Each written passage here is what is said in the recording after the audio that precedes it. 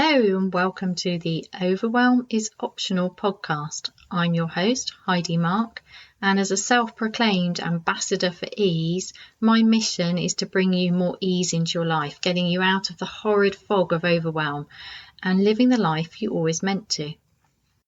Hello, welcome to this week's episode. This week is about how to cope on days after a bad night's sleep. So forgive me if I yawn during this episode, but I had a bit of a weird night. I woke up from a really deep sleep, very disorientated, and I have no idea why. And then the ideas monster came to visit, and I didn't go back to sleep till dawn. So I'm having one of those days when I had less than the amount of sleep that I needed. But I've learnt a lot in my recovery from burnout about how to cope with days when you really didn't get the sleep you needed. So let's dive in. Sleep's a really interesting one, isn't it? Everybody wants to solve it. There's been a lot of books out about sleep in the last decade, some of which I've read. And I remember when I was in my most stressful period, really working to hack my sleep, from the environment, the bed, the sheets, everything, to the idea that you always go to bed at the same time, no screens before you go to bed, all these, there's loads and loads of different hacks.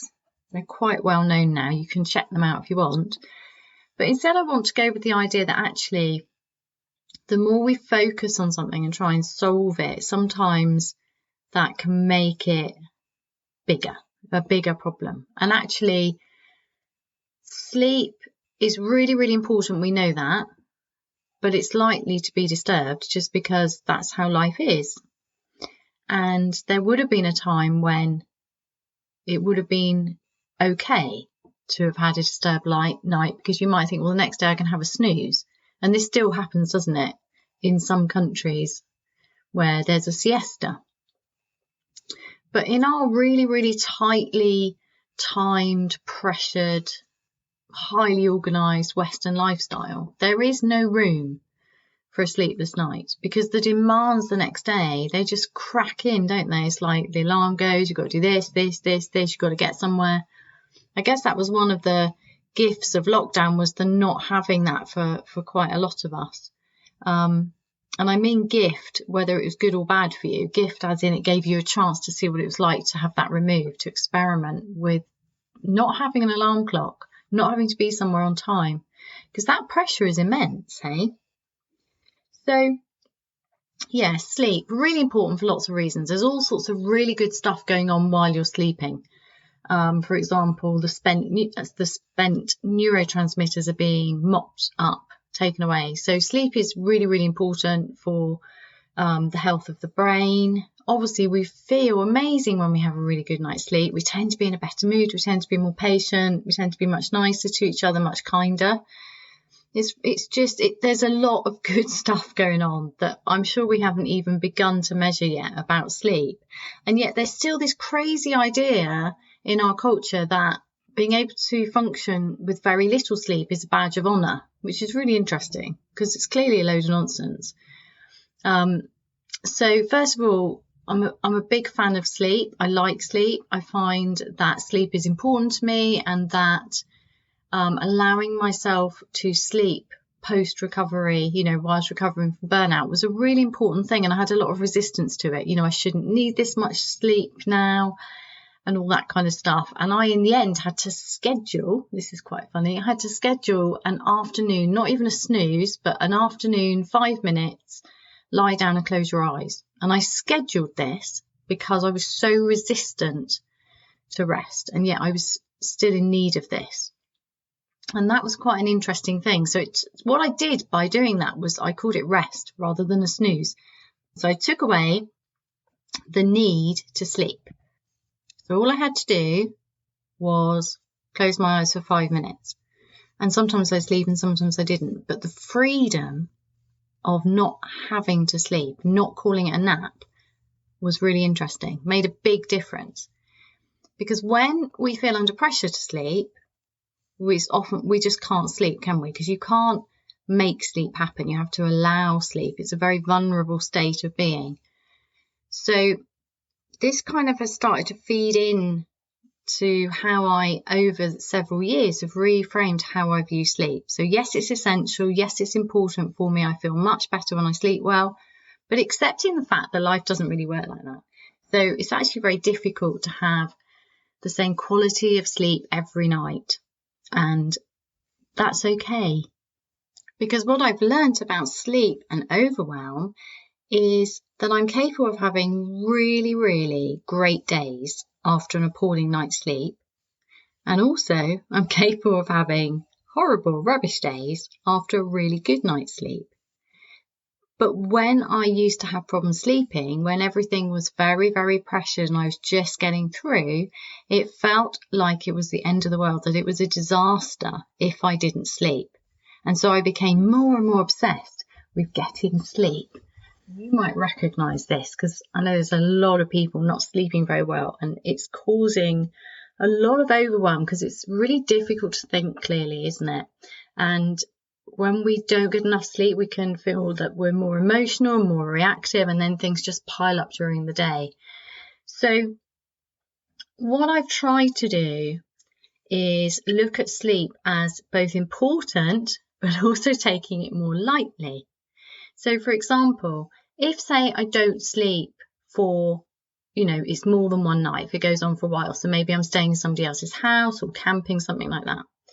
What's interesting about that is my body, which I've learned to appreciate much more and see for the miraculous, amazing, not machine, because I think it's far more than a machine, but the amazing thing that it is, just rebalances, even if it means I get sick. So say I went a while without getting sleep, in the end, I tend to get sick and then end up having to get a lot more rest and recovery. So it's almost like it was just going to take care of itself anyway.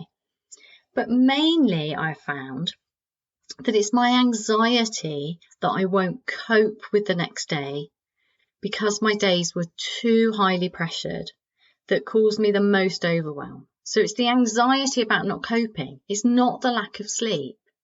And you might relate to this, that being awake at 4 a.m, going round and round thinking, oh my God, if I don't get any sleep, I'm never going to get through the day. I'm going to end up crying in front of that people and I've got that really important thing and I'm going to forget stuff and I'm not going to be able to think clearly and then you can't sleep. But if you separate out the anxiety over the consequences of not sleeping from the not sleeping, you get some freedom. So this was during the period of my life when I still believed that success meant sacrifice. And so I'd planned out my life in such a way that there was just no slack. And that doesn't work because you have to have some slack in the system because stuff happens, traffic jams happen, sleepless nights happen, stuff goes wrong. In fact, in general, stuff goes differently than we wish. We have quite high expectations. We just want a day that's easy, that goes well, and something doesn't quite go as we planned. And that is life, isn't it? Because that over planning in order to control overwhelm, it doesn't work because life is messy, life is uncertain, and there has never been a year that we've learned it as well as this year. We can't control our lives. Yes, there are things we can do. We can set intentions, we can look after ourselves, and we can plan to a certain extent, but we need to have some slack in that. And I don't know about you, but when I was at my most stressed, my high achieving burnout phase, I was over planning, and I can see that now. I had no idea at the time. I thought I was just really, really good at achieving stuff, and I got loads done. But the sacrifice wasn't worth it because it damaged my sleep because first of all, I was overstimulating my mind during the day and finding it harder and harder to switch off, and then found it very, very difficult to get a really good night's sleep. So then it became this holy grail. How can I get more sleep so I can cope with the next day? And this horrible vicious cycle. So yeah, there's definitely some link for me that's really important about the anxiety about poor sleep and over planning, because disturbed sleep is inevitable. I just think it is. It's inevitable. And over planning as a coping mechanism for a high achieving lifestyle, well, the saying, people plan and God laughs. And I just think, yeah, something's always going to happen. And accepting that there will always be something that disturbs your coffee, that disrupts your sleep, or upsets your plans, that uncertainty is a given, and the ability to respond rather than react with this angry, panicky fly swatting, the ability to live more skillfully is necessary. So yes, productivity hacks and sleep hacks can be really, really helpful for living a full life. But you're always going to have sleepless nights. And accepting that will probably help you sleep better. Just a thought. Sleep well tonight.